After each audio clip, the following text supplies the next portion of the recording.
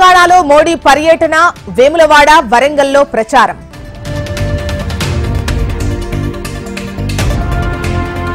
ఆదిలాబాద్ జిల్లాలో రాజ్నాథ్ సింగ్ ఎన్నికల campaign, Sirpur, Khanapur, బోధ్లలో bike ర్యాలీలు.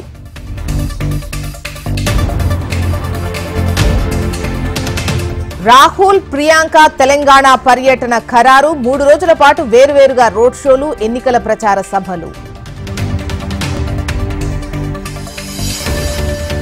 ఆర్మూర్, నిజామాబాద్లలో సీఎం రేవంత్ పర్యటన. సాయంత్రం 5 గంటలకు ఆర్మూర్లో కార్నర్ మీటింగ్.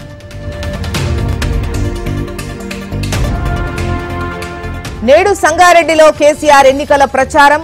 నర్సాపూర్, పటాన్చెరులో గులాబీ బాస్ బహిరంగ సభలు. నాగర్ కర్నూలులో కేటీఆర్ ఎన్నికల ప్రచారం. కల్వకుర్తి, అచ్చంపేట, గద్వాలలో పర్యటన.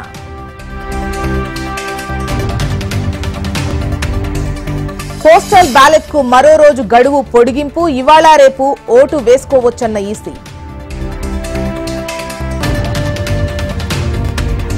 3వ దశలో 74% పోలింగ్. అసోంలో 74.86%, మహారాష్ట్రలో 53.63% ఓటింగ్.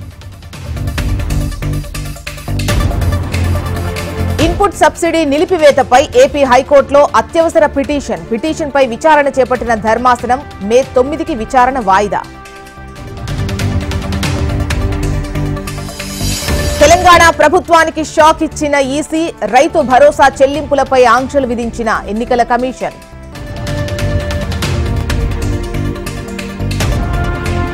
హైదరాబాద్ లో వర్ష బీభత్సం. కూలిన చెట్లు, విద్యుత్ సరఫరాకు తీవ్ర అంతరాయం.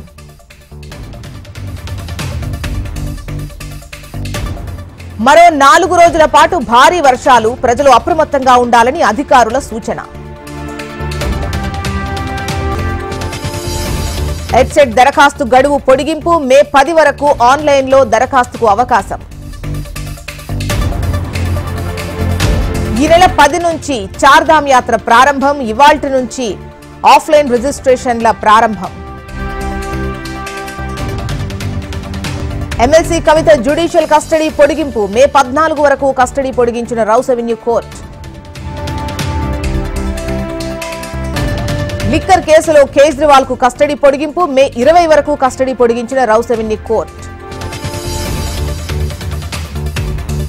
జమ్మూ కశ్మీర్లోని కుల్గాంలో భారీ ఎన్కౌంటర్. భద్రతా దళాల కాల్పుల్లో 3 ఉగ్రవాదుల హతం. నీరవ్ మోదీ బెయిల్ పిటిషన్ తిరస్కరణ. విచారణకు గైర్హాజరయ్యే అవకాశం ఉందన్న లండన్ కోర్టు.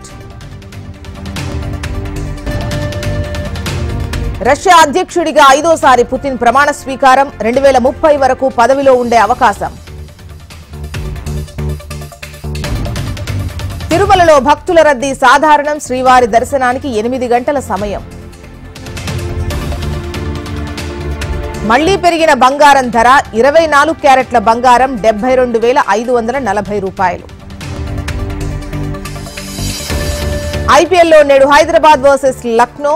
హైదరాబాద్ వేదికగా రాత్రి 7 గంటల 30 నిమిషాలకు మ్యాచ్.